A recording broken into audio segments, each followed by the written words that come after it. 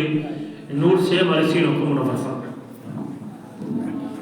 بسم اللہ الرحمن الرحیم الحمد للہ رب العالمین الرحمن الرحیم مالک یوم الدین واشہد ان لا الہ الا اللہ واشہد ان سیدنا ومولانا محمدا عبدہ ورسولہ ارسلہ الى الناس کافۃ بشیرا ونذیرا اما بعد فإن خیر الحدیث کتاب اللہ وخير الهدي هدي محمد صلى الله عليه وسلم وشر الأمور محدثاتها وكل محدثة بدعة وكل بدعة ضلالة وكل ضلالة في النار. فأعوذ بالله السميع العليم من الشيطان الرجيم من همزه ونفخه ونفثه. بسم الله الرحمن الرحيم. وعد الله المؤمنين والمؤمنات جنات تجري من تحتها الأنهار خالدين فيها ومساكن طيبة في جنات عدن ورضوان من الله أكبر. ذلك الفوز العظيم. ذلك هو الفوز العظيم. سبحانك لا علم لنا إلا ما علمتنا إنك أنت العليم الحكيم. رب اشرح لي صدري ويسر لي أمري واحلل عقدة من لساني يفقه قولي واحلل عقدة من لساني يفقه قولي. عزیز ساتھیوں، قابل احترام دینی بھائیوں، السلام علیکم ورحمۃ اللہ وبرکاتہ۔ وعلیکم السلام ورحمۃ اللہ وبرکاتہ۔ آج کی مجلس نبی کریم صلی اللہ علیہ وسلم کی ایک حدیث مبارکہ سے متعلق ہے۔ وہ حدیث مسند احمد میں امام طبرانی رحمہ اللہ کی الاوسط میں حضرت ثوبان جو نبی کریم صلی اللہ علیہ وسلم کی مولا، آپ کے مولا اور آپ کے خادم خاص ہیں، ان سے مروی ہے، وہ بیان فرماتے ہیں کہ رسول اللہ صلی اللہ علیہ وسلم نے ارشاد فرمایا ان العبد لا يلتمس مرضات اللہ فلا يزال كذلك فيقول الله لجبريل ان فلانا عبدي يلتمس ان يرضيني الا وان رحمتي عليه فيقول جبريل رحمة الله على فلان ويقولها حملة العرش ويقولها من حولهم حتى يقولها أهل السماوات السبع ثم تهبط إلى الأرض۔ اس حدیث کا ترجمہ یہ ہے کہ آپ صلی اللہ علیہ وسلم نے ارشاد فرمایا بلا شبہ اللہ تبارک و تعالی کی رضا کا کام ایک بندہ برابر کرتا رہتا ہے۔ بندہ اللہ تبارک و تعالی کی رضا کو ڈھونڈتا رہتا ہے اور اس کے لیے مسلسل کوشش کرتا رہتا ہے۔ فلا یزال کذالک، جب اس کی یہ کیفیت ہوتی ہے تو اللہ تبارک و تعالی حضرت جبرائیل علیہ السلام سے فرماتا ہے کہ میرا فلاں بندہ مجھے راضی کرنا چاہتا ہے، میرا فلاں بندہ میری رضا کی راہیں تلاش کر رہا ہے، تو تم گواہ رہو کہ میں اس بندے سے راضی ہوں، اسی لیے اس کے اوپر میری رحمت ہے۔ جب حضرت اللہ کا تبارک و تعالیٰ یہ فرماتا ہے تو یہ سن کر حضرت جبرائیل علیہ السلام کہتے ہیں کہ فلاں بندے پر اللہ تعالیٰ کی رحمت ہو۔ حضرت جبرائیل کی آواز سن کر کے عرش عظیم کو اٹھائے ہوئے جو فرشتے ہیں وہ کہتے ہیں کہ فلاں بندے پر اللہ تعالیٰ کی رحمت ہو، اور عرش کو اٹھانے والے فرشتوں کی آواز سن کر کے ارد گرد کے جو فرشتے ہوتے ہیں ہر ایک کی زبان پر یہ آ جاتا ہے کہ فلاں بندے پر اللہ تعالیٰ کی رحمت ہو، یہاں تک کہ یہی کلمہ آسمانوں کے تمام فرشتے دہرانے لگتے ہیں۔ جب آسمانوں کے فرشتوں تک یہ بات پہنچ جاتی ہے تو اس کے بعد اللہ تبارک و تعالی اس کے اوپر، اس بندے کے اوپر اپنی رحمت کو زمین پر بھی نازل کرتا ہے، یعنی زمین والے اور زمین کے باشندے بھی اس کے اوپر رحمت کرنا شروع کر دیتے ہیں۔ تو یہ ایک حدیث ہے ساتھیوں جس کا مفہوم مختصر طور پر یہ ہے کہ اللہ تبارک و تعالیٰ کے کچھ ایسے نیک بندے ہیں، اللہ تبارک و تعالیٰ سے دعا ہے کہ اللہ تعالیٰ ہمیں اور آپ کو بھی ان میں شامل کرے، یا کم سے کم ایسے بندوں سے محبت کرنے والا ضرور بنائے۔ وہ بندے ان کا کام یہ ہے کہ ہر وہ کام وہ تلاش کرتے رہتے ہیں جن کاموں کو اللہ تعالیٰ پسند کرتا ہے اور جن کاموں کی کرنے کی وجہ سے اللہ تعالیٰ بندے سے راضی ہو جاتا ہے۔ وہ ہر ایسے کام کرتے ہیں جو اللہ تعالیٰ کی رضا، اللہ تعالیٰ کی محبوبیت کا ہے، اور ہر ایسے کام سے بچتے رہتے ہیں جن کاموں سے اللہ تعالیٰ ناراض ہوتا ہے۔ اور یہ صرف ایک دن نہیں، ایک بار نہیں، برابر وہ گھر میں ہیں تو وہی کام کریں گے جس سے اللہ راضی ہو، وہ اپنے دوستوں کے ساتھ ہیں تو وہی کام کریں گے، وہی بات کریں گے جس سے اللہ راضی ہو، وہ بازار میں ہیں تو وہی کچھ کریں گے جن سے اللہ راضی ہو، وہ رضا مند ہیں، کسی سے خوش ہیں تو اس کے ساتھ وہی معاملہ کریں گے جن سے اللہ راضی ہو، اور اگر کسی سے ناراض ہیں تو اس موقع پر بھی وہی کام کریں گے جس کام سے اللہ تعالیٰ راضی ہو۔ ساتھیو، شیخ ابن باز رحمہ اللہ کے بارے میں مشہور ہے کہ وہ کیسے بڑے عالم تھے۔ آخری عمر میں وہ مکہ مکرمہ تشریف لے گئے، اور جب مکہ مکرمہ جاتے تھے تو مسجد وہاں پر عزیزیہ میں ایک مسجد مشہور ہے، مسجد ابن باز، وہیں پر وہ نماز پڑھتے تھے۔ شیخ ابن باز کو اللہ تعالیٰ نے یہ مقبولیت دی تھی کہ مکے میں جائیں، ریاض آئیں، فلاں جگہ جائیں تو ان سے ملنے کے لیے سرکردہ حضرات بھی حاضر ہوتے تھے، مالدار بھی حاضر ہوتے تھے، علماء بھی جایا کرتے تھے، حتیٰ کہ غریب اور مسکین لوگ کم سے کم اپنی عرضی اور اپنی پریشانی لے کر کے وہاں پر حاضر ہوا کرتے تھے۔ تو شیخ کی طبیعت خراب تھی، مناسب نہیں تھی، وہاں پہنچے ہیں ابھی عصر سے پہلے، عصر کی نماز پڑھی، نماز پڑھ کر کے نکل رہے ہیں کہ لوگوں نے گھیر لیا۔ ایک تو سفر سے آئے ہیں تھکے ہوئے ہیں، اور دوسرے طبیعت خراب ہے۔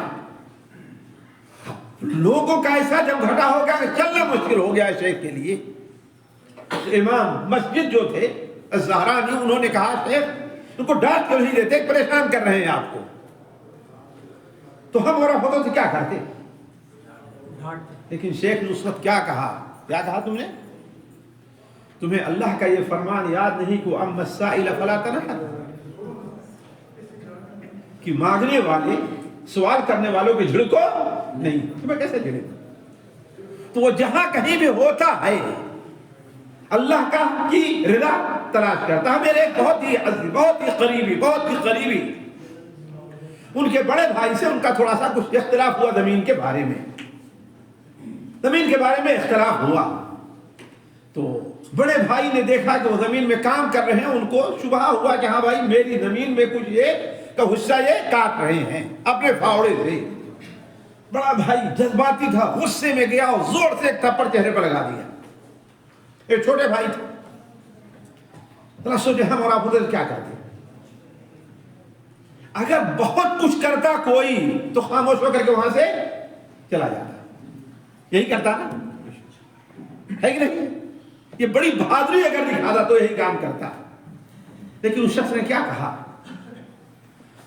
یہ دیکھیے جو اللہ کے رضا تلاش کرنے والے لوگ ہیں، مثال میں دے رہا ہوں، حالانکہ یہ چیز سوچا بھی نہیں تھا ہم نے کہ یہ چیز آپ کے سامنے رکھوں گا۔ تو چھوٹے بھائی نے کیا کہا؟ حالانکہ چھوٹا بھائی طاقت میں زیادہ، وہ اکیلے ایک جانور گائے پکڑ کر کے اکیلے پکڑ کر کر دیا کرتا، اتنی طاقت اللہ نے ان کو دی تھی، طاقت میں زیادہ، سب کچھ ہے، لیکن اس کے باوجود کیا کہا؟ بھائی جان چہرے پہ مار کر کے گنہگار نہ بنیے۔ کیا کہا؟ چہرے پہ مار، اس لیے کہ اللہ کے رسول نے چہرے پر مارنے سے، چہرے پر مار کر کے گنہگار نہ بنیے، میرے جسم میں کسی اور جگہ پر مار لیجیے۔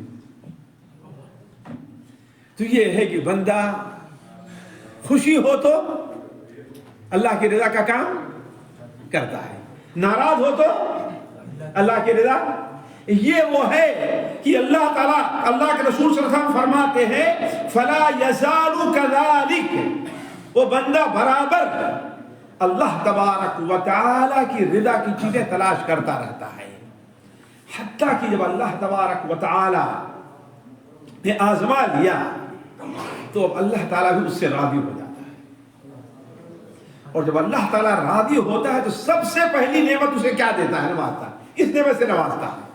سب سے پہلی نعمت کہ اللہ تبارک و تعالیٰ اس پر اپنی رحمتیں نازل کرنا شروع کر دیتا ہے۔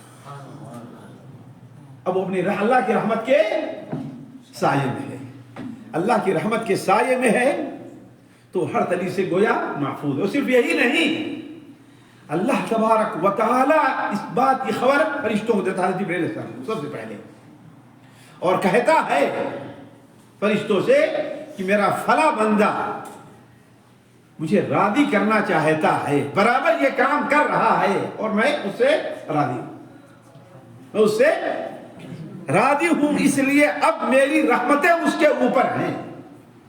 اب یہ سننا ہوتا ہے تو جبرائیل دعا کرتے رہتے ہیں اللہ تعالیٰ کی رحمت ہو فلاں بندے کا، اور اللہ حضرت جبرائیل کی آواز سن کر کے عرش عظیم کو اٹھائے ہوئے فرشتے ان کی آواز کو سن کر کے، ملائے اعلیٰ کے فرشتے ان کی آواز کو سن کر کے، حساتوں آسمان کے فرشتے یہ دعا کرنا شروع کر دیتے ہیں کہ اللہ تعالیٰ کی رحمت ہو فلاں بندے کے اوپر، اور پھر اسی پر بس نہیں ہے، اللہ تبارک و تعالی اس رحمت کو اور اس رضا مندی کو، اس کے آثار کو اللہ تبارک و تعالی زمین کی خطرناک سے خطرناک جانور بھی ان کے ساتھ رحم کا معاملہ کرنا شروع کر دیتا ہے۔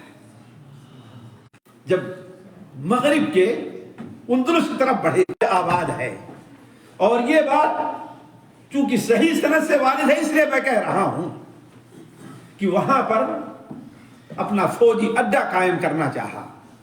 لوگوں نے کہا کہ بغل میں یہ جنگل ہے، یہاں شیر خطرناک جانور ہیں، آپ یہ کیا کر رہے ہیں؟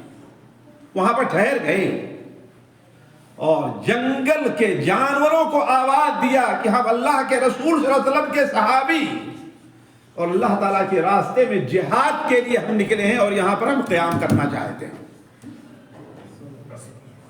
تم لوگ اگر چاہو تو اس جگہ کو چھوڑ کر کے نکل جاؤ۔ جنگل کے کنارے کھڑے ہو کر کے آواز لگانا تھا کہ مؤرخین نے جیسے امام ابن کثیر رحمہ اللہ وغیرہ لکھا ہے کہ بھیڑیا، چیتا، باغ، شیر، جتنے خطرناک جانور تھے، یہاں تک کہا ہے کہ ان کے مادہ اپنے بچے کو اٹھا کر کے کسی اور طرف چلے جا رہے ہیں، اس جگہ کو چھوڑ دے رہے ہیں۔ ثم تہبط له القبول، پھر تک اس کے لیے کیا ہے؟ اللہ تعالیٰ زمین میں مقبولیت اور اپنی یہ رحمت اللہ تعالیٰ اس کے بندوں میں رکھ دیتا ہے، اپنے بندوں میں اور زمین کے اوپر یا زمین کے مخلوق پر۔ ایک قیس ابن الورد یا ایک تابعی ہیں، امام ذہبی رحمہ اللہ ان کے تذکرے میں لکھتے ہیں کہ وہ ایک بار جہاد پر گئے ہوئے تھے، فوج پر جا رہے ہیں، اس میں ان کے بارے میں ایک تابعی کہتے ہیں کہ ہم نے سنا تھا کہ یہ بڑی عبادت کرتے ہیں، تو کہا جب رات ہوئی ہم لوگ ایک وادی میں ٹھہرے تھے تو لوگ ان کی تعریف کرتے تھے، ان کے ساتھ بڑا اچھا معاملہ کرتے تھے، تو ہم نے کہا دیکھیں یہ بات کرتے تو کیا کرتے ہیں، تو کہا سارے لوگ وہاں پر سو گئے، اور جب سارے لوگ سو گئے تو یہ وہاں سے اٹھے اور جا کر کے وادی میں ایک درخت کے نیچے کھڑے ہو گئے نماز پڑھنے کے لیے، اور میں دور جا کر کے بغل میں جو رہتا اس کے نیچے کھڑا ہو گیا، میں دیکھوں کیسے نماز پڑھتے ہیں، تو کہا نماز پڑھتے جا رہے ہیں، لمبے نماز پڑھ رہے ہیں، میں دیکھ رہا ہوں، مجھے اونگ آ رہی، میں دیکھ رہا ہوں، کہا اتنے میں کیا دیکھتا ہوں کہ ایک خطرناک جانور چیتا آج ان کے سامنے کھڑا ہو جاتا ہے۔ کہا مجھے تو خطرہ ہوا، میں تو درخت پہ بھاگ کر کے چڑھ گیا، مجھے کیا ہوا، میں بھاگ کر کے درخت پر چڑھ گیا، لیکن وہ جیسے ان کے سامنے کوئی بکری آ کر کھڑی ہو گئی ہو، اپنے لگے ہوئے نماز میں پڑھ رہے ہیں۔ جب نماز سے فارغ ہوئے اور سلام پھیرا تو کہا کہ اے شیر، اگر تجھے اللہ تعالیٰ نے اجازت دی ہے کہ تو میرے اوپر حملہ کرے، مجھے پھاڑ مجھے کوئی اعتراض نہیں اس کے اوپر، اور اگر نہیں تو اپنا راستہ لے، مجھے اپنا کام کرنے دی۔ کہتے ہیں کہ شیر وہیں سے چلا اور اپنا دوسرا راستہ لے کر چلا گیا۔ یہ کس بات پر ہے؟ ثم تہبط له القبول فی الارض، پھر اس کے لیے اللہ تعالیٰ زمین میں قبولیت، لوگوں کے دلوں میں اس کی محبت، ان کی اس شخص کی محبت۔ اللہ تعالیٰ اپنی رحمتیں، اللہ کی رحمتیں نازل ہوتی ہیں، لیکن ان رحمت کا جو اظہار ہوتا ہے کس کے ذریعے ہوتا ہے؟ اللہ کی مخلوق اور حتیٰ کہ خطرناک جانوروں کے ذریعے ہوا کرتا ہے۔ تو ساتھیوں، یہ حدیث اور اس قسم کی حدیثیں میں پڑھ رہا تھا تو میرے ذہن میں ایک بات آئی کہ آخر اللہ تبارک کی رحمت حاصل کیسے کی جائے؟ وہ کون کون سے کام ہیں کہ اگر ہم کریں تو اللہ تعالیٰ کی رحمت، اللہ تعالیٰ کی رضامندی ہم کو مل جائے؟ اس لیے کہ اللہ کی رضامندی ساتھیوں وہ بڑی نعمت ہے کہ کوئی دوسری نعمت اس کا مقابلہ نہیں کر سکتی۔ اسی لیے اللہ تبارک و تعالیٰ نے قرآن مجید میں جہاں پر مؤمنین کے لیے جنت کی نعمتوں کا تذکرہ فرمایا ہے، وہاں اپنی رضامندی کو جنت کی نعمتوں سے الگ کر کے بیان کیا ہے۔ اللہ تبارک و تعالیٰ، جیسا کہ جو آیت ہم نے خطبے میں پڑھی سورہ توبہ میں فرماتا ہے، وعد اللہ المؤمنین والمؤمنات جنات تجری من تحتها الانہار خالدین فیہا۔ اللہ تبارک و تعالیٰ نے مومن مردوں اور مومن عورتوں کے لیے ایک ایسی جنت کا وعدہ کیا ہے جس کے نیچے نہریں بہ رہی ہوں گی، خالدین فیہا، جس جنت میں وہ لوگ ہمیشہ ہمیشہ رہیں گے، اور اس جنت میں وَمَسَاكِنَ طَيِّبَةً فِي جَنَّاتِ عَدْنٍ، اور ہمیشہ رہنے والی جنت کے اندر ان کے لیے پاکیزہ محل ہوں گے، پاکیزہ محلات پائے جائیں گے۔ اور ایک اور چیز کیا ہوگی؟ وَرِضْوَانٌ مِّنَ اللَّهِ أَكْبَرُ، اور اللہ تبارک و تعالیٰ کی طرف سے جو سب سے بڑی نعمت ان کو ملنے والی کیا ہے؟ اللہ کی رضامندی۔ سورہ آل عمران میں جہاں پر اللہ تبارک و تعالیٰ نے فتنہ شہوات کا ذکر فرمایا ہے کہ زُيِّنَ لِلنَّاسِ حُبُّ الشَّهَوَاتِ مِنَ النِّسَاءِ وَالْبَنِينَ وَالْقَنَاطِيرِ الْمُقَنطَرَةِ، 8 قسم کی شہوتیں، یعنی خواہشات جو انسان کے اندر پیدا ہوتی ہیں اور جن کی وجہ سے انسان گمراہ ہوتا ہے اس دنیا میں، ان کے ذکر کے بعد فرماتا ہے اللہ تعالیٰ قُلْ أَؤُنَبِّئُكُمْ بِخَيْرٍ مِّن ذَلِكُمْ، اے لوگو، شہوات ہیں، دنیا کی چیزیں ہیں جن کے پیچھے تم لوگوں کو میں نہ بتاؤں، وہ کیا ہے؟ لِلَّذِينَ اتَّقَوْا عِنْدَ رَبِّهِمْ جَنَّاتٍ تَجْرِي مِن تَحْتِهَا الْأَنْهَارُ خَالِدِينَ فِيهَا، جو لوگ اللہ تعالیٰ سے ڈرتے رہے، اللہ کا تقوی اختیار کیا، ان کے لیے ایسی جنت ہے جس کے نیچے نہریں جاری ہوں گی، خالدین فیہا، جس میں وہ ہمیشہ ہمیشہ رہیں گے۔ مزید وازواج مطہرہ، وہاں پر پاکیزہ عورتیں ہوں گی جنہیں کسی بھی قسم کی گندگی ان کو لاحق نہیں ہوگی، کسی قسم کی بیماری ان کو لاحق نہیں ہوگی، اور ان کی زندگی ہوتی جتنی فرما بردار ہی کیوں نہ ہو، لیکن ازدواجی زندگی میں ایک وقت آتا ہے چاہے تھوڑی دیر ہی کے لیے ہو کہ وہ جھجلا کر کے اپنے شوہر کو الٹا جواب دے دیتی ہے نا، لیکن جو جنت کی عورتیں ہوں گی ان تمام بدخلقی سے پاک ہوں گی۔ وازواج مطہرہ، اس کے علاوہ کیا ہے؟ ورضوان من اللہ، اور اللہ تبارک و تعالی کی طرف سے انہیں کیا حاصل ہونے والی ہے؟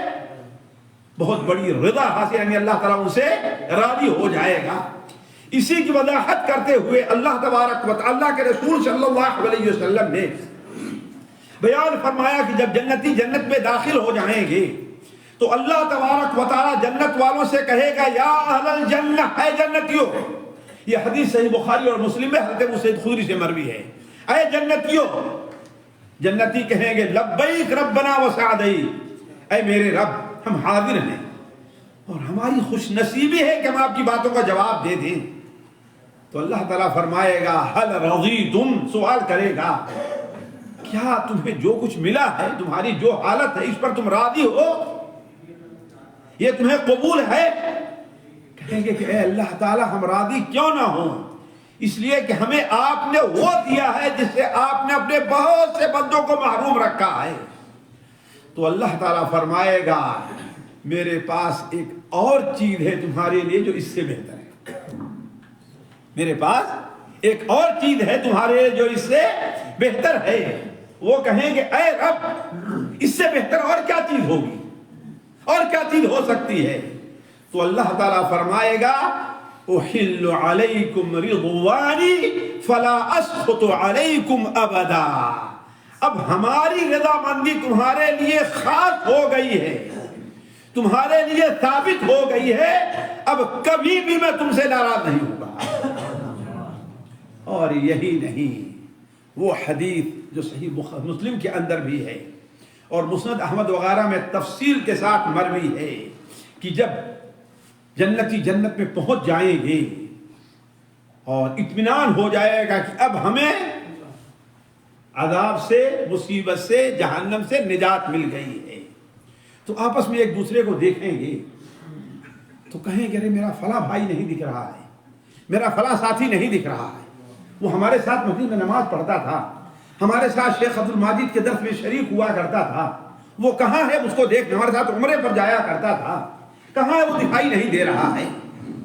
جب تلاش کریں گے دائیں بائیں کہیں نہیں دکھے گا تو وہ کہیں گے کہ اس کا مطلب اللہ نے کسی گناہ کے عوض اسے جہنم میں ڈال دیا ہے۔ لہذا سارے مل کر کے، اس لیے ساتھیوں میں کہتا ہوں یا ایھا الذین آمنوا اتقوا اللہ وکونوا مع الصادقین، اے لوگوں اللہ تبارک و تعالی سے ڈرو اور نیک لوگوں کی صحبت اختیار کرو۔ کس کی؟ نیک لوگوں کی، اس لیے کہ نیک لوگوں کی صحبت آپ کے کہاں کام آئے گی؟ صرف دنیا ہی میں نہیں، کہاں کام آئے گی؟ اور بروں کی صحبت دنیا میں چاہے جتنا فائدہ دے دے آپ کو، الاخلاء یومئذ بعضهم لبعض عدو الا دلی دوست اس دن ایک دوسرے کے دشمن بن جائیں گے۔ ہاں متقی اور پرہیزگار حضرات جو ہیں وہ کسی کے دشمن آپس میں نہیں ہوں گے۔ تو یہ جنتی اللہ تعالیٰ کے حضور سب مل کر کے جائیں گے اور کہیں گے اے رب ہمارا فلاں بھائی وہ ہمارے ساتھ نماز پڑھتا تھا، حج اور عمرے پر ہمارے ساتھ گیا تھا، اے میرے رب ایسا تھا ایسا تھا ایسا تھا، اور آپ نے کسی گناہ کے عوض اسے جہنم میں ڈال دیا ہے، اے اللہ تعالیٰ اسے تو نکال دے۔ نبی صلی اللہ علیہ وسلم فرماتے ہیں کہ دنیا میں کوئی اپنے ساتھی کے لیے جتنی ضد کر سکتا ہے اس سے کہیں زیادہ ضد وہ اللہ تعالیٰ کے سامنے کریں گے۔ تو اللہ تعالیٰ انہیں اجازت دے گا کہ جاؤ، جس کے دل میں تم دینار کے برابر، درہم کے برابر، رائی کے برابر جس کو پاؤ تم جنت پہ پہچان، جہنم میں پہچان، کو نکال کر کے لے کر کے آؤ۔ پھر آخر میں جب وہ کہیں گے اے رب کوئی باقی اب نہیں رہ گیا جس کے اندر کوئی خیر ہو، تو اس وقت اللہ تبارک و تعالی فرمائے گا شفاعت الملائکہ وشفع النبیون وشفع المؤمنون وبقي ارحم الراحمین وبقي ارحم الراحمین، کون باقی رہ گیا ہے؟ اللہ تعالی۔ تو اس وقت اللہ تبارک و تعالی اپنے قبضہ مبارک سے 3 قبضے جہنم میں ڈال کر کے ایسے لوگوں کو نکالے گا کہ لم يعملوا خیرا قط، ایمان تو توحید تو ہوگی ان کے اندر، جل کر کے وہ کوئلہ ہو گئے ہوں گے، انہوں نے کبھی اپنی زندگی میں خیر کا کام نہیں کیا ہوگا۔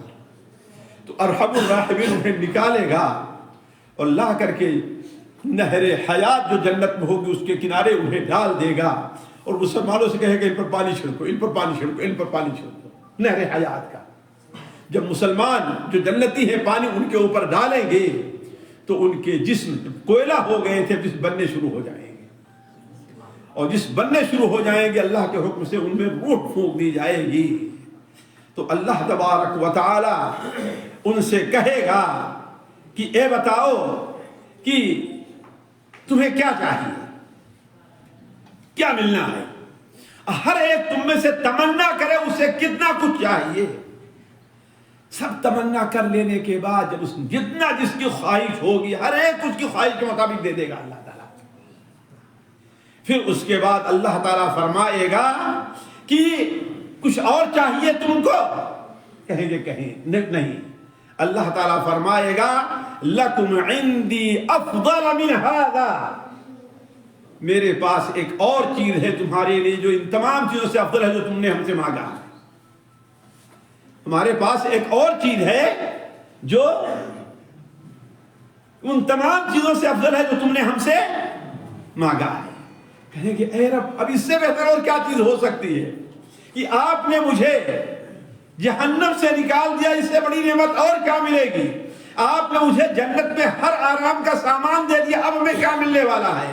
آپ نے فرمائے گا رضایا فلا اسخط علیکم ابدا، میری رضا مندی اب تمہارے اوپر ہے، اب تمہیں کوئی خطرہ نہیں، کبھی میں تم سے ناراض نہیں۔ تو ساتھیو اگر میں یہ موضوع آپ کے سامنے لے کے چلتا چلوں کہ اللہ تعالیٰ کی رضا مندی کتنی اہم چیز ہے تو بڑا موضوع ہے، لیکن مجھے جو کرنا ہے آپ کے سامنے وہ یہ ہے کہ آخر ہم اور آپ اللہ کی رضا کیسے حاصل کر سکتے ہیں۔ اللہ تعالیٰ بڑا کریم ہے ساتھیو، بڑا رحیم ہے، بڑا مہربان ہے۔ اس نے ہمارے اور آپ کے لیے کوئی حجت باقی نہیں چھوڑی۔ اسی لیے حدیث میں بہت سے ایسے اعمال شاید ہم نے جو نوٹ کیا بیان نہ کر سکتے پورا، اس لیے کہ وقت ساتھ نہیں دے گا۔ شاید ہم نے جو نقل کیا مجھے یاد آ رہا ہے کہ 17 یا 18 قسم کے ایسے عمل ہیں، یعنی 20 کے قریب، کہ اگر وہ عمل بندہ کر لے تو اللہ تبارک و تعالیٰ اس سے راضی ہو جاتا ہے۔ اور یہی موضوع میں آپ کے سامنے رکھنا چاہتا ہوں۔ 2 باتیں ہیں، شاید دوسری نہ رکھ سکوں، ایک بات رکھتا ہوں آپ پاس۔ پہلی چیز یہ ہے کہ وہ کون سے عمل ہے جن کے عامل سے اللہ تعالیٰ راضی ہوتا ہے۔ دوسری چیز یہ ہے کہ ایک بندہ کیسے جانے کہ اللہ تعالیٰ اس سے راضی ہے؟ کچھ علامت ہوگی نا، کیسے معلوم ہو کہ اللہ تعالیٰ اس سے راضی ہے؟ یہ 2 چیزیں ہیں۔ میں پہلی چیز طرف آتا ہوں کہ وہ کون سے اعمال ہیں جن کے اہتمام سے اللہ تعالیٰ کی رضا حاصل ہوتی ہے۔ ساتھیو پہلی چیز جو اللہ تعالیٰ کی نعمت ہمیں اور آپ کو دین اسلام کی شکل میں ملی ہوئی ہے، یہ بڑی نعمت، اس سے بڑی نعمت اور کوئی ہمیں آپ کو نہیں مل سکتی۔ دین اسلام کی شکل میں جو ملی ہے اس نعمت پر ہم راضی ہوں۔ آج فتنوں کے دور میں بہت سے لوگوں کے نظریات دین سے متعلق بدلتے جا رہے ہیں۔ بہت سے لوگ دین سے پھرتے اور مرتد ہوتے نظر آ رہے ہیں ہمارے آپ کے معاشرے میں، یہاں تک کہ ایسے بھی حادثات آئے کہ ایک داعی، ایک عالم کا بیٹا بھی مرتد ہو گیا، نعوذ باللہ من ذالک۔ ایسے موقع پر ایک مومن جو یہ چاہتا ہے کہ اللہ تعالیٰ اس سے راضی ہو، وہ دین اسلام پر راضی ہو جائے اور اس حدیث کو سامنے رکھے جو صحیح مسلم میں، سنن ترمذی میں حضرت عباس بن عبد المطلب رضی اللہ تعالی عنہ سے مروی ہے کہ نبی کریم صلی اللہ علیہ وسلم نے ارشاد فرمایا ذاق طعم الایمان من رضی باللہ ربا وبالاسلام دینا وبمحمد صلی اللہ علیہ وسلم رسولا۔ اسے ایمان کی لذت مل گئی، ایمان کی چاشنی حاصل ہو گئی۔ اس کو من رضی باللہ ربا، جو اس بات پر راضی ہے کہ اللہ اس کا رب ہے، اسی نے اسے پیدا کیا ہے، وہی اس کے بارے میں تصرف کرتا ہے، وہی اس کا اور اس کے جسم کا پورا مالک ہے۔ ہم اور آپ اپنے جسم کے ایک بال کے بھی مالک نہیں ہیں۔ اس لیے جس جگہ کے بال کے کاٹنے کا حکم دیا ہے وہاں کے بال اگر ہم نہ کاٹیں تو گنہگار ہو گئے، اللہ کی رضا سے دور ہو جائیں، اور جس جگہ کے بال کو چھوڑنے کا حکم دیا ہے اگر وہاں کے بال کاٹیں گے تو ہم گنہگار۔ تو اللہ رب ہمارا ہے، رب کے معنی میں کیا ہے؟ 3 چیزیں داخل ہیں، وہی ہمارا خالق ہے، وہی ہمارا مالک ہے، اور ہمارے بارے میں ہر قسم کے تصرف کا اسے حق حاصل ہے، ہمیں صحت دے اس کی مہربانی ہے، ہمیں بیمار کر دے یہ اس کا عدل ہے، کوئی اعتراض نہیں، ہمیں مال دے دے یہ اس کا فضل ہے، ہمیں فقیر بنا دے یہ اس کا عدل ہے، ہمیں عزت دے یہ اس کا فضل ہے، ہمیں ذلیل کرے یہ اس کا عدل ہے۔ یعنی اللہ تبارک و تعالی کی تقدیر کے اوپر ہمیں کیا ہونا چاہیے؟ مکمل رضا ہونی چاہیے۔ جیسے حضرت ام سلیم رضی اللہ تعالی عنہ، حضرت طلحہ ابو طلحہ رضی اللہ تعالی عنہ کی بیوی تھی، حضرت ابو طلحہ کا بیٹا بیمار ہوا، 1 دن 2 دن 3 دن، ایک دن ابو طلحہ گھر سے نکلے تو بچے کو بیمار چھوڑ کے نکلے، نبی صلی اللہ علیہ وسلم کی مجلس میں گئے، شام کو آنے سے پہلے بچے کا انتقال ہو گیا، بچے کا انتقال ہو گیا۔ حضرت ام سلیم نے بچے کو نہلایا دھلایا اور ایک کمرے میں اس کو لٹا دیا، اور گھر والوں سے کہا کوئی بتائے گا نہیں ابو طلحہ آئے تو میں ہی بتاؤں، کوئی نہیں بتائے گا۔ ٹھیک ہے، بچے چھوٹے تھے، سو گئے اپنا، ان میں آسن مالی بھی تھے، چھو گئے، اور جب شام ہوتے عشاء کے بعد حضرت ابو طلحہ آپ کے پاس آتے ہیں تو سب سے پہلا سوال یہ ہے کہ بچہ کیسا ہے؟ اس لیے ایک بڑا محبوب بچہ تھا، بچہ کیسا ہے؟ تو ام سلیم نے کہا کہ آج بڑے سکون سے، اتنا سکون اس کو کبھی حاصل نہیں ہوا۔ اس کا معنی کیا ہے؟ یعنی بڑا آرام ہے، تبھی تو سو رہا ہے نا۔ پھر اس کے بعد انہیں کھانا کھلانا ہے اور ان کے ساتھ بستر پہ لیٹ بھی جانا ہے۔ جب دونوں اپنے کام سے فارغ ہوئے تو ام سلیم کیا کہتی ہیں؟ یہ بتاؤ، اگر کوئی آپ کے پاس امانت رکھی ہو، کسی شخص نے امانت رکھی ہو اور آپ سے مانگے تو آپ کو اسے دینے میں کوئی تکلیف ہوگی؟ کہا کوئی تکلیف نہیں ہوگی، اس کا حق ہے مانگ لیں۔ تو کہا آپ کا بیٹا اللہ تعالیٰ کی امانت تھا، اللہ نے اسے اٹھا دیا۔ یہ اللہ تعالیٰ کے فیصلے پر رضامندی ہے ساری۔ آپ نے پہلے قصہ سنا ہوگا، میں قصہ نہیں سنا، لیکن ایک مثال رہا ہوں کسی کے رضامندی ہو۔ رضیت باللہ کہنا آسان ہے یہ، لیکن جیسا کہ امام القیم رحمہ اللہ نے کہا اسے نبھانا کیا بڑا مشکل ہے۔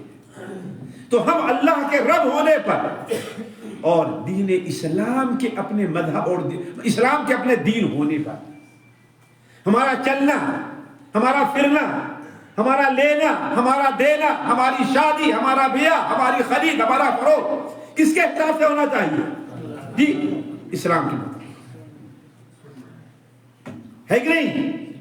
اسلام جس جگہ پر ہمیں جہاں جیسی تعلیم دے رہا ہے ہمیں اسے قبول کرنا ہے۔ ہمارے دل میں یہ خیال تک بھی نہیں آنا چاہیے کہ بیٹی اور ایک بیٹا جلنا چاہیے، لیکن اسلام کیا کہتا ہے؟ جی اسلام کہتا ہے کہ بیٹا اس کا آدھا ہے نا۔ ہمارے ذہن میں بھی نہیں آنا چاہیے کہ ایسا کیوں ہے نا۔ اوپر تقسیم کرنے والا کیا ہے؟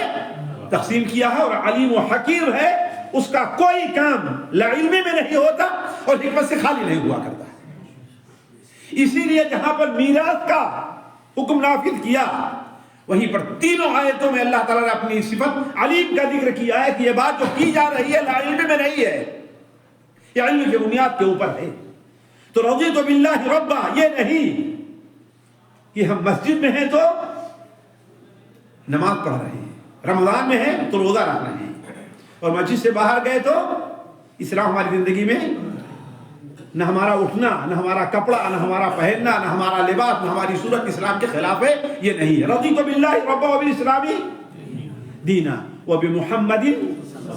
اب یہ اسلام ہمیں کہاں سے ملا ہے؟ جی محمد صلی اللہ علیہ وسلم۔ تو علی کل حال تفصیل نہیں کہنے کا مطلب یہ ہے کہ جو تک مذہب اسلام کے اپنے دین ہونے پر راضی ہو جائے اللہ تعالیٰ اس سے راضی ہوگا۔ اسی طریقے سے جو شخص اپنے والدین کو رضامند راضی رکھنا چاہے اللہ تعالیٰ اس سے بھی راضی ہوگا۔ نبی کریم صلی اللہ علیہ وسلم کی حدیث سنن ترمذی میں ہے رضا الرب فی رضا الوالد، اللہ کی رضا کس میں ہے؟ والد کی رضامندی میں۔ اور اللہ تعالیٰ کی ناراضگی کس میں ہے؟ والدین کی۔ ظاہر بات والد سے صرف باپ مراد نہیں ہے، والدہ کو اس سے اونچا مقام ہو۔ اس کی تفسیر دوسری حدیث میں ہے جو مسند ابو یعلا میں بعض علماء نے اسے صحیح کہا اور بعض علماء نے اس پر کلام کرتے ہیں کہ ایک حضرت انس بن مالک بیان کرتے ہیں کہ ایک شخص نبی کریم صلی اللہ علیہ وسلم کی خدمت میں حاضر ہوتا ہے اور کہتا ہے، عرض کرتا ہے اللہ کے رسول صلی اللہ علیہ وسلم میری خواہش ہے کہ میں جہاد پر جاؤں لیکن میں جہاد نہیں کر سکتا۔ ہو سکتا ہے صحت کے لحاظ سے کمزور ہو سکتا ہے مزاج کے اندر بزدلی بسا ہوتی، ہر آدمی کو اللہ الگ الگ میں پیدا کرتا ہے، تو میری خواہش تو ہے جہاد کی لیکن میں جہاد نہیں کر سکتا، تو میں کیا کروں؟ تو اللہ کے رسول نے فرمایا کہ حل بقی من والدیک احد، کیا تیرے والدین میں کوئی باقی ہے، زندہ ہے؟ تو اس نے کہا کہ میری والدہ زندہ نہیں۔ آپ نے فرمایا فَأَبْلِ اللَّهَ فِي بِرِّهَا، اس کے ساتھ نیکی کر کے اچھا سلوک کر کے اللہ کے سامنے ظاہر تو کرو تم کہ تم اس کے ساتھ نیکی کر رہے ہو۔ اگر تم نے ایسا کیا تو تجھے حج کرنے کا، عمرہ کرنے کا اور جہاد کرنے کا ثواب ملے گا اگر والدہ کے ساتھ کیا۔ اور جب تیری والدہ تجھ سے راضی ہو جائے گی تو یاد کر کہ تیرا رب بھی اس تجھ سے راضی ہوگا، لہذا والدہ کی خدمت کرتا رہ، اس بارے میں اللہ تبارک و تعالیٰ سے ڈر۔ تو کہنے کا مطلب یہ ہے ساتھیوں کہ اللہ تعالیٰ کی رضا کس میں ہے، لیکن شرط یہ ہے کہ رضا نیکی یا جائز کام میں ہو، ناراضی کام میں نہیں۔ ایسا نہیں ہونا چاہیے کہ ہمارے پاس ساتھی جو ہے آئے اور دعوت سے ماشاءاللہ داڑھی رکھا، یہ رکھا، 2 سال بعد چھٹی گئے واپس آئے دیکھتا ہوں داڑھی چھلی ہوئی ہے، داڑھی چھلائے ہوئے، یہ کیا کہ بھائی تم نے؟ امی بہت ناراض ہونے لگی، امی ابھی تمہاری شادی نہیں ہوئی ابھی سے تم چلو بوڑھے ہونا زمانہ تھا بوڑھا ہوگا تو باقی رہے، ہے کہ نہیں ہے؟ تو ناراضی کے جو اللہ کے کام اس میں والدین کی رضامندی نہیں ہے۔ تیسری چیز یہ ہے کہ بندہ اپنے قول اور عمل میں سچا، اللہ سے جو وعدہ کیا ہے اس میں سچا ہے۔ اللہ سے وعدہ کیا ہے؟ الست بربکم قالوا بلا، کیا میں تیرا رب نہیں ہوں جس کی تمہیں عبادت کرنی ہے؟ تو سب نے کیا کہا؟ بلا، لہذا عبادت کر کے بھی دی۔ اور سب سے بڑی سچائی ساتھیوں اللہ تعالیٰ کی توحید، اس سے بڑی سچائی اور کوئی۔ اسی لیے یہ آیت جو ہم نے آپ کے سامنے ابھی ہمیں رکھنا چاہتا ہوں، اللہ تعالیٰ فرماتا ہے قال اللہ هذا یوم یرفع الصادقین صدقهم لهم جنات تجری من تحت النار خالدین فیہا ابدا رضی اللہ عنہم ورضوا عنہ ذلک الفوز العظیم۔ یہ سورہ مائدہ کی تقریباً آخری آیت، آخر پہلی والی آیت ہے۔ یہ حضرت عیسیٰ علیہ السلام کے واقعے کے ذکر کے بعد ہے کہ اللہ تعالیٰ پوچھے گا کیا تم نے یہ حکم دیا تھا، یہ کہا تھا بنو اسرائیل سے، نصارہ سے، کہ مجھے اور میری والدہ کو اللہ کو چھوڑ کر کے اپنا معبود بنا لے؟ حضرت عیسیٰ علیہ السلام کہیں گے سبحانک، یہ کیسے ہو سکتا ہے، میں نے تمہیں توحید کی تعلیم دی تھی۔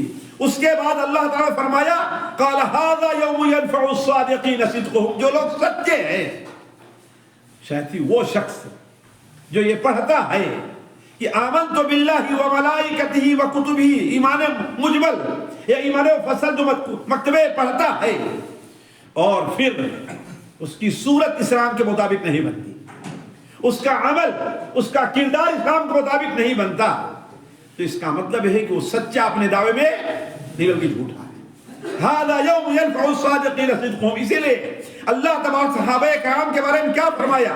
لقد رضی اللہ عن المؤمنین اذ یبایعونک تحت الشجرہ، اللہ تبارک و تعالیٰ ان مومنین سے راضی ہو گیا جو درخت کے نیچے اللہ کے رسول سے کیا کر رہے ہیں؟ بیعت کر رہے ہیں۔ کیوں راضی ہوا؟ فعلم ما فی قلوبہم، ان کے دل میں جو سچائی ہے جو ایمان ہے، جو حق ہے، اللہ نے ان کو اس کو جان لیا، اس کو آزما لیا، لہذا اللہ تعالیٰ ان سے راضی ہو گیا ہے۔ اسی طرح سے ساتھیوں، اللہ تبارک و تعالیٰ کی طرف سے تھوڑی بہت روزی جو بھی میسر آ جائے، بندہ اس کے اوپر راضی ہو جائے، اس پر راضی ہو جائے۔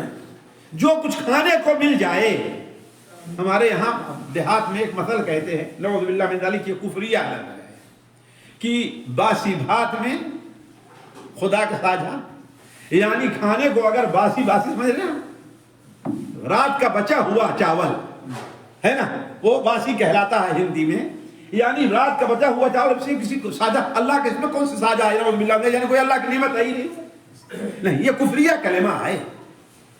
کتنے لوگ ہیں جنہیں باسی میسر بھی نہیں ہے، یہ بھی اللہ کی نعمت کا اللہ تجھے دیا ہوا ہے کہ تم اسے اپنا پیٹ بھر سکو۔ تو انسان کو زیادہ ملے یا کم ملے، جو کچھ بھی ملے، ایک لقمہ ہی کھانے کو کیوں نہ مل جائے، اس پر اللہ تبارک و تعالیٰ کا شکر ادا کرے۔ اللہ کے رسول صلی اللہ علیہ وسلم کی وہ حدیث جو صحیح مسلم ہے، حضرت انس بن مالک سے مروی ہے، ان اللہ لا یرضى عن العبد ان یأکل الاکلۃ فیحمدہ علیہا او یشرب الشربۃ فیحمدہ علیہا، اللہ تبارک و تعالیٰ اس بندے سے راضی ہوتا ہے جو بندہ اگر تھوڑا سا بھی کھانا کھا لے تو کہتا الحمدللہ، اللہ کا شکر۔ گرم پانی ٹھنڈا پانی کے بجائے اگر مل جائے اسے پینے کو، اسے گویا صحہ نہ ملے بلکہ عام پانی پیاس بجھانے کے لیے مل جائے تو پیتا ہے تو کیا کہتا ہے؟ الحمدللہ۔ اسی لیے ہمارے نبی صلی اللہ علیہ وسلم کی جو دعائیں کھانے اور پینے کے بعد ہیں، ذرا دیکھیں گے اس میں اللہ تبارک و تعالیٰ کے حمد کیا ہے۔ چنانچہ وہ حدیث جو صحیح بخاری، صحیح سنن ابو داؤد میں ہے، وہ امامہ سے مروی ہے کہ اللہ کے رسول صلی اللہ علیہ وسلم کے سامنے جب دسترخوان اٹھایا جاتا تو آپ کیا کہتے ہیں؟ الحمدللہ کثیرا طیبا مبارکا فیہ غیر مکفی ولا معدع ولا مستغن عنہ ربنا، یعنی جو بھی کھایا آپ نے کیا فرمایا؟ الحمدللہ الحمدللہ کثیرا طیبا مبارکا فیہ، اللہ تبارک و تعالیٰ کی بہت زیادہ تعریف ہے، ایسی تعریف ہے جو بہت زیادہ، اس میں اللہ تعالیٰ مزید برکت عطا فرمائے۔ اور ہمیں یہ اعتراف ہے کہ صرف یہی میرے لیے کافی نہیں، مجھے اور بھی چاہیے، کل کے لیے بھی چاہیے، اور یہی اتنا جو ہے میں اس سے بے نیاز نہیں ہوں، مجھے اور بھی کھانے کو ملے گا، اللہ کی نعمتوں سے بے نیاز نہیں ہوں۔ اسی طریقے سے ساتھیوں، اللہ تبارک و تعالیٰ کی رضا میں توحید کا اپنانا اور شرک سے پرہیز ہے، باہمی اتفاق اور اتحاد ہے، اور حاکم وقت ہے، اس کے ساتھ وسع اور خیر خواہی کا معاملہ ہے۔ آج یہ چیزیں ہمارے اندر سے غائب ہیں، توحید بھی ہمارے اندر نہیں ہے، باہمی اتفاق و اتحاد بھی نہیں ہے، اور حاکم کے ساتھ خیر خواہی کا معاملہ تو ہم جانتے ہی نہیں۔ اللہ کے رسول صلی اللہ علیہ وسلم کی حدیث امام بخاری رحمہ اللہ اپنی کتاب الادب المفرد میں اور امام مسلم اپنی صحیح کے اندر حضرت ابو ہریرہ سے نقل کرتے ہیں کہ ان اللہ یرضى لکم ثلاثا ویسخط لکم ثلاثا، اللہ تعالیٰ تین چیزیں تمہارے لیے پسند کرا جس سے راضی ہوتا ہے، اور تین کام سے ناراض ہوتا ہے۔ جن کاموں سے راضی ہوتا ہے، پہلی چیز یہ ہے کہ اللہ کی عبادت کرو، اس میں کسی کو شریک نہ ٹھہراؤ، اور آج لوگ سب سے کم جو توجہ دیتے ہیں وہ توحید کو، بلکہ آہستہ آہستہ توحید پر تقریریں اب تو کم، اہل حدیثوں میں کم ہونی شروع ہو گئی۔ مثال کے طور پر اگر شیخ ماجد اعلان کرتے کہ آج شیخ مقصود آ رہے ہیں، توحید کے اوپر تقریر ہے، تو شاید کوئی اگلے تیار نہ ہو، ہے کہ نہیں؟ ہم تو سنتے ہی رہتے ہیں، کیا کوئی نئی بات تھوڑی بیان کریں گے، جبکہ پورے قرآن میں جتنا توحید پر زور ہے کسی اور پر بات پر زور نہیں ہے۔ تو اللہ تعالیٰ راضی ہوتا ہے تمہارے لیے کس پر؟ کہ تم اللہ کی عبادت کرو، اس کے ساتھ کسی کو شریک نہ ٹھہراؤ۔ وَأَن تَعْتَصِمُوا بِحَبْلِ اللَّهِ جَمِيعًا، اور اسی توحید کے میدان میں توحید کو بنیاد بنا کر کے آپس میں اتفاق پیدا کرو، اختلاف نہ پیدا کرو۔ اور وَأَن تَنَاصَحُوا، اور اللہ نے جس کو تمہارا حاکم ہے ان کے ساتھ خیر خواہی کا معاملہ ہونا چاہیے۔ اسی طریقے سے لوگوں کے درمیان صلح کرانا، اس سے بھی اللہ تعالیٰ راضی ہوتا ہے۔ آج یہ سنت ساتھیوں ہمارے یہاں سے رخصت ہوتی چلی جا رہی ہے کہ اللہ تعالیٰ دو ساتھیوں کے درمیان صلح کرانا۔ ہم اس کو اپنے بچپن بڑے لوگوں میں دیکھا کرتے تھے کہ اگر دو لوگوں میں کہیں اختلاف ہو گیا، لڑائی ہو گئی، تو بڑے بوڑھے صلح کرانے کے بارے میں کوشش کیا کرتے تھے۔ لیکن آج کہیں کہ ہمیں کیا لینا دینا ہے، جانے تو ان کا آپس کا معاملہ ہے، یہی بات کہتے نا، ان کا آپس کا معاملہ، آپس کا معاملہ نہیں، تمہارا بھائی ہے، تمہارا ایک حصہ ہے، لہذا اگر دو بھائی کا آپس میں اختلاف ہے تو اس میں صلح کرانا چاہیے۔ حضرت سورۃ النساء کے اندر اللہ تبارک و تعالیٰ ارشاد فرماتا ہے لا خیر فی کثیر من نجواہم الا من امر بصدقۃ او معروف او اصلاح بین الناس۔ آپس میں جو تم لوگ بیٹھتے ہو اور ادھر ادھر کی گفتگو کرتے ہو، کوئی کھلاڑی کے کھیل کے بارے میں گفتگو کر رہا ہے، کوئی تجارت کے بارے میں گفتگو کر رہا ہے، کوئی کسی کی غیبت کر رہا ہے، کوئی کسی حاکم کی برائی بیان کر رہا ہے، اس سے کیا فائدہ؟ کوئی فائدہ ہونے والا ہے؟ کوئی فائدہ نہیں ہوگا، اس میں کوئی فائدہ نہیں ہے۔ ہاں اگر آپس میں بیٹھو تو صدقہ کا حکم دو، اگر آپس میں بیٹھو تو بھلائی کا حکم دو، اور اگر آپس میں بیٹھو تو لوگوں کے درمیان اصلاح کی بات کرو۔ کس کی؟ اصلاح کی بات کرو۔ کیوں؟ اس لیے کہ من یفعل ذلک ابتغاء مرضات اللہ، لوگوں کے درمیان اصلاح، صدقہ اور بھلائی کا حکم اگر کوئی آدمی اللہ کی رضا کو تلاش کرنے کے لیے کرتا ہے یہ کام، تو فسوف نؤتیہ اجرا عظیما، اللہ تعالیٰ اسے بہت بڑے اجر سے نوازے گا۔ حضرت ابو ایوب انصاری رضی اللہ تعالیٰ عنہ سے نبی کریم صلی اللہ علیہ وسلم نے سوال کیا ایک بار، الا ادلک علی صدقۃ یحبها اللہ ورسولہ، اے ابو ایوب کیا میں تمہیں ایسا صدقہ نہ بتلاؤں جس صدقے کو اللہ اور اس کے رسول پسند کرتے ہیں؟ حضرت ابو ایوب انصاری نے کہا ضرور بتلائیے۔ تو آپ نے فرمایا تصلح بین الناس اذا تباغضوا وتحاسدوا، اگر آپس میں ایک دوسرے کے دشمن ہو جائیں، وتفاسدوا اور فساد مچانا شروع کر دیں، لڑائی کرنا شروع کر دیں، تو ایسے موقع پر لوگوں کے درمیان تم صلح کرا دو۔ اسی طریقے سے ایک اور چیز بڑی آسان ہے جس سے اللہ راضی ہوتا ہے، اور کاش کہ اس کا اہتمام کر لیں آپ لوگ۔ ایک تابعی ہیں ابو سلام،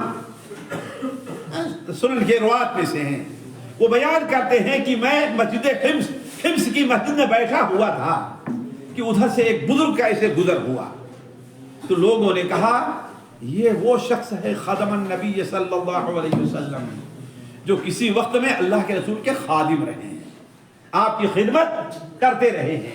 کہ میں بھاگ کر گیا ان کے پاس اور ان کو روک کر کے کہا مجھے آپ کوئی ایسی بات بتلائیے، ایسی حدیث بتلائیے جو آپ نے ڈائریکٹ اللہ کے رسول سے سنی ہو، کسی اور درمیان میں کسی کا واسطہ نہیں ہونا چاہیے۔ تو انہوں نے کہا ہم نے اللہ کے رسول صلی اللہ علیہ وسلم سے سنا ہے، آپ فرماتے تھے ما من عبد مسلم یقول حین یصبح وحین یمسی 3 مرات، جو مسلمان بندہ صبح کو اور شام کو 3 بار کہہ لیتا ہے رضیت باللہ ربا وبالاسلام دینا وبمحمد نبیا الا کان حقا علی اللہ ان یرضیہ یوم القیامہ، تو اللہ تعالیٰ پر یہ چیز حق ہو جاتی ہے، واجب ہو جاتی ہے کہ اللہ قیامت کے دن اسے بھی راضی کر دے۔ وہ کیا ہے؟ 3 بار صبح کو، 3 بار شام کو، رضیت باللہ ربا وبالاسلام دینا وبمحمد نبیہ۔ لیکن اس کے معنی کو سمجھتے ہوئے کہ گویا دین اسلام کے اپنے مذہب ہونے پر ہم راضی ہیں۔ ایسا نہیں ہے کہ آپ صبح کو تو یہ کلمہ پڑھ لیے، پھر اپنے کام پر گئے تو کام چوری کر رہے ہیں، امانت سے کام نہیں لے رہے ہیں۔ آپ دکان پر چلے گئے تو اللہ کے سارے قانون آپ کو کوئی قانون یاد نہیں ہے، تو کہاں رہا رضیت باللہ ربا، کہاں رہا؟ تو ضروری ہے کلمہ۔ اسی طریقے سے ایک اور چیز ہے جو آج عام طور پر لوگوں نے چھوڑ دیا ہے، ورنہ یہ بتائیے کتنے لوگ یہاں پر موجود ہیں جن کے جیب میں، پتہ نہیں میرے جیب میں بھی نہیں ہے کیا، نہیں ہے، جن کی جیب میں یہ ہے، ماشاءاللہ ایسے ہیں۔ ذرا سوچیں اگر ہمارے خانے کا 4-5 لوگ ایسے نکلے کہ جن کے جیب میں یہ ہوگی، ہے کہ نہیں؟ حالانکہ کتنی قیمت ہے اس کی؟ جی یہ کیا ہے ساتھیوں؟ کیا ہے یہ؟ مسواک ہے۔ اس کے بارے میں آپ کے نبی کا فرمان کیا ہے؟ آپ نے سنا نہیں ہے؟ صحیح بخاری میں معلقاً اور مسند احمد وغیرہ میں حضرت ابوبکر صدیق رضی اللہ تعالیٰ عنہ سے مروی ہے۔ سنن نسائی میں حضرت ابوبکر صدیق کی بیٹی حضرت عائشہ رضی اللہ تعالیٰ عنہ سے مروی ہے صحیح سند کے ساتھ کہ اللہ کے رسول صلی اللہ علیہ وسلم نے ارشاد فرمایا السواک مطہرۃ للفم مرضات للرب۔ یہ مسواک اس کا بڑا فائدہ، دو بڑے فائدے ہیں، دو بڑے فائدے ہیں۔ ایک فائدہ تو ہے کہ منہ کی صفائی ہے، بڑا فائدہ کیا ہے؟ منہ کی۔ دوسرا بڑا فائدہ کیا ہے؟ مسواک کرنے والوں سے اللہ راضی ہوتا ہے کہ نہیں؟ ذرا سوچیں کتنے لوگ ہیں اس کا اہتمام کرتے ہیں، اور برش کا اہتمام ٹوتھ پیسٹ کا ہر آدمی کرتا ہوگا، وہ اچھی چیز ہے، وہ بری چیز نہیں ہے، اس کی ممانعت نہیں ہے، لیکن آپ ٹوتھ پیسٹ کا دن میں ایک بار کر سکتے ہیں نا، بہت کریں گے 2 بار کریں گے نہیں کریں گے، اس سے یا تو آپ کی صحت کے لیے بہت ثابت ہوگا وہ چیز ہے کہ نہیں ہے۔ لیکن مسواک کیا ہے؟ نبی کریم صلی اللہ علیہ وسلم گھر میں داخل ہو تو مسواک کریں، نماز پڑھنے جائیں مسواک کریں، سو کر کے اٹھے تو آپ مسواک کریں، ہے کہ نہیں؟ یہاں تک کہ کہتے ہیں مجھے حضرت جبرائیل برابر مسواک کی وصیت کرتے رہے، یہاں تک ہم نے سمجھا کہیں ایسا مسواک کرتے کرتے میرے دانت ہی جڑ جائیں سارے۔ تو یہ چیز بہت معمولی ہے لیکن اللہ تعالیٰ کی رضا کا سبب ہے۔ اسی طریقے سے ساتھیوں لوگوں کے ساتھ نرمی کا معاملہ کرنا عجیب معاملہ ہے۔ بعض لوگ ہیں دکان پر آپ چلے جائیے، نہ تو آپ کو دیکھ کر کے وہ شخص مسکرائے گا، اور نہ ہی سامان میں اگر کہہ دیا ایک ریٹ اس میں 1 پیسہ کمی نہیں کرتا۔ ٹھیک ہے بسا اوقات کمی نہیں کرتے لیکن کہا ارے بھائی مجھے مجبور نہ کریں، میں نہیں سمجھتا، لیکن لینا ہے لو بھائی لے کے جاؤ، دوسری دکان پہ چلے جاؤ، یہ اسلوب اچھا نہیں ہے۔ تو نرمی کا معاملہ انسان کرے ہر میدان کے اندر، بچوں کے ساتھ نرمی کا معاملہ ہو۔ بعض لوگ اپنے گھر میں پہنچ جائیں گے تو بچوں کے اوپر ایسا تسلط رہے گا گویا وہ ہٹلر بنے ہوں گے، ہے کہ نہیں؟ ادھر سے آواز آئی یہ کیا کر رہے ہو، ادھر سے ارے نانا کیا کر رہا، بچے حرکت نہیں کریں گے تو کیا کریں گے، ہے کہ نہیں؟ لیکن ان کا معاملہ کیا ہوتا ہے؟ بالکل یہاں تک کہ بچے بہت سی یہ سمجھتے ہیں کہ ابو گھر سے باہر ہی ہونے یہی بہتر ہے۔ صحیح بات ہے نہیں؟ بات یہ کیا ہے؟ اللہ تعالیٰ کو یہ پسند نہیں ہے، اللہ کو راضی نہیں کرنا چاہتے آپ۔ اللہ کے رسول صلی اللہ علیہ وسلم کی حدیث ہے ان اللہ رفیق یحب الرفق ویرضا۔ ان اللہ رفیق، اللہ تعالیٰ کیا ہے؟ نرم ہے، نرمی کا معاملہ کرتا ہے۔ اللہ تعالیٰ رحم اللہ رجلا سمحا اذا باع سمحا اذا اشترى سمحا اذا اقتضى۔ اللہ تعالیٰ اس بندے پر رحم کرتا ہے، خصوصی رحم کرتا ہے۔ رضا کا اتنا بڑا حال ہے کہ خصوصی رحم کرتا ہے کس بندے سے؟ جو بیچتا ہے تو نرمی سے کام لیتا ہے، خریدتا ہے تو بعض لوگ دکان پر آ جائیں گے تو دکاندار پریشان ہو جاتا ہے، زبردستی کر کے اس سے کم کرانا ہی چاہیں گے ہر حالت میں۔ بسا اوقات بیچارہ اچھا یہ بھی نہیں چھوڑ دوسری دکان میں نہیں لینا ہے ان کو، اگر دکاندار کمزور طبیعت کا ہے بیچارہ گھاٹے سے میں دیتا ہوں لے کے چلا جایا کرتا۔ ہم نے دیکھا ایسے لوگوں کو نہیں۔ رحم اللہ رجلا، اللہ رحم کرتا اس بندے کے اوپر۔ سمحا اذا باع، بیچے تو نرم ہے، سمحا اذا اشترى، خریدو نرم ہے، وسمحا اذا اقتضى، اور تقاضا کرے تو یہ نہیں کہ گیا تو دروازے پر بیٹھ گئے ہیں اور کچھ نہیں ہوا تو اس کے پاس جو کچھ لے کر کے چلے جائے۔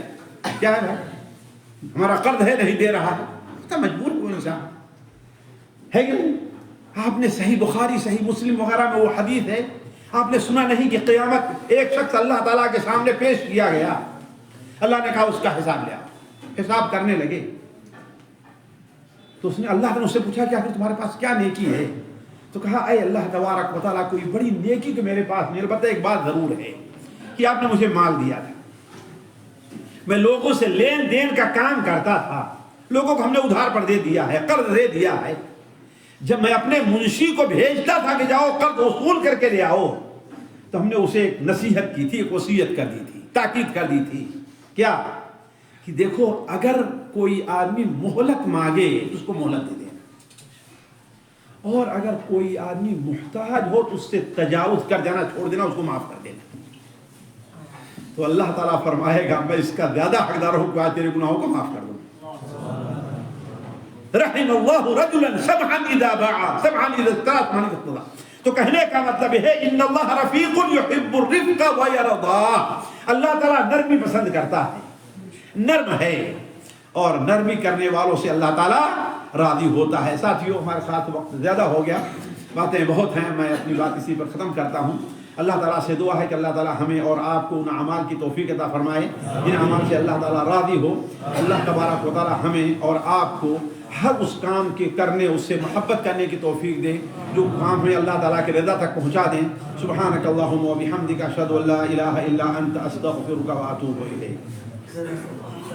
شیخ صاحب پہلے سے تیار تھے کہ میں کہوں کہ آ جائیں، تاخیر ہو گئی درخواست سے، معذرت کے ساتھ شیخ جی۔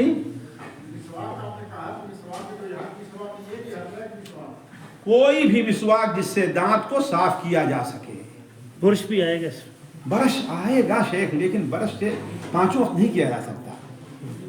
برش سے صفائی ہوتی ہے لیکن 1 وقت ہوگا، 2 وقت ہوگا، 5 وقت۔ تو برش مسواک کا کام تو کرتا لیکن مسواک کی جگہ نہیں لے پاتا۔ دونوں فرق ہے نا، مسواک کا کام کرتا ہے لیکن مسواک کی جگہ نہیں لے پاتا۔ کوئی سوال ہے کسی بھائی کا؟ تو کسی بھائی کا سوال ہے تو پوچھ سکتے ہیں، صرف 2-3 منٹ، 2 منٹ آپ کے پاس ہے۔ جی بھائی۔ شیخ صاحب قسطوں پہ چیز لینی جائز ہے؟ تو شیخ بتائیں گے۔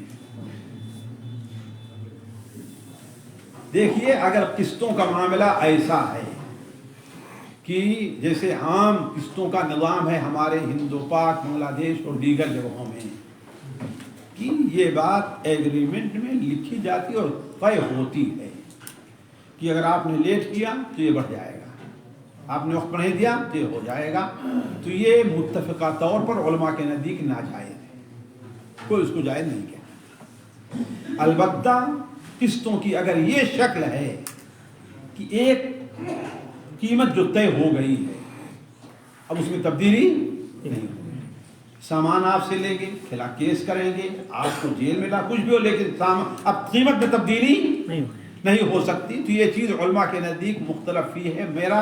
مجھے جس پر اطمینان ہے ان علماء کے قول پر کہ یہ جائز ہے، مجھے ان علماء کے قول پر اطمینان ہے کہ یہ جائز ہے، اس لیے کہ فائدے کے لیے اسلام نے کوئی شرح نہیں رکھی کتنا فائدہ لیا جائے۔ ایک شخص دکان پر جاتا ہے، وہی چیز اسے 100 ریال ملتی ہے اور دوسرے کو 90 میں مل جاتی ہے کہ نہیں؟ کہ میں فرق پڑا کہ نہیں فرق پڑا؟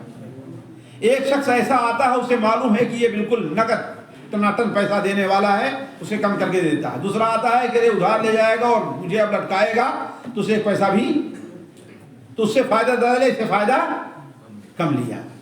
تو یہ صورت جو ہے وہ جہاں تک ہم نے سمجھا ہے جائز ہے، واللہ اعلم۔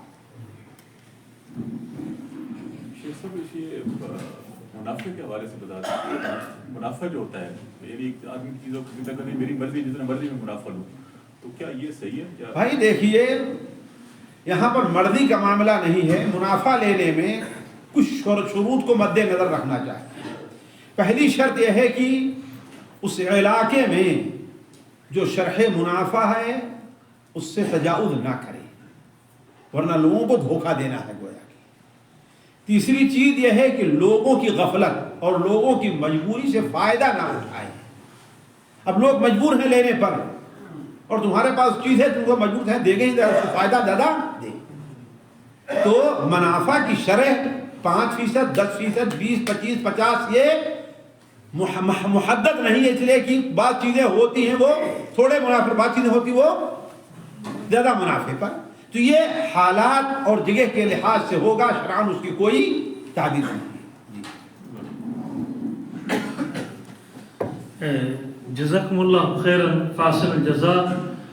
میں شیخ صاحب کا اپنی طرف سے اور آپ کی طرف سے ادارے کی طرف سے شکر گزار ہوں کہ شیخ نے اللہ کی رضامندی کے حصول کے جو کام، اور میں گزارش کروں گا کہ جو باقی کام 19-20 باقی ہیں، ابھی تقریباً 15-16 تو باقی رہتے ہیں، تو اگلا درس میرا خیال اسی موضوع کی تکمیل بھی ہو جائے تو بہت اچھا رہے گا، تاکہ ساتھیوں کو وہ سارے کاموں کا پتہ چل جائے جس سے کیا ہوتا ہے۔ اگر آپ جواب نہ دیتے تو پھر میں نے پورا نہیں کروانا تھا، آپ نے اگر چلو آپ کو یہ پتہ چل گیا کچھ کام ہے جس سے اللہ راضی ہوتا ہے۔ میں نے ایک وعدہ کیا تھا کہ آپ حضرات میں سے جو شخص ہے سب سے زیادہ تعداد میں ارکان ایمان اور ارکان اسلام لوگوں کو سکھا کے آئے گا، اس کے لیے انعام ہے۔ ایک ہفتہ اور لینا ہے یا جی تعداد بڑھ جائے گی، ایک ہفتہ اور لینا ہے تو میں دے دیتا ہوں آپ کو انعام، آپ کے لیے جو سب سے زیادہ تعداد میں ارکان ایمان اور ارکان اسلام لوگوں کو سکھا کے آئے گا، بچوں کو، بیوی کو، بھائیوں کو، بہنوں کو، بیٹوں کو، اور اس کے اوپر نگران اللہ تعالیٰ ہے۔ جھوٹ بولے گا تو وہ اللہ دیکھ رہا ہے، اللہ راضی ہے، دوستوں کو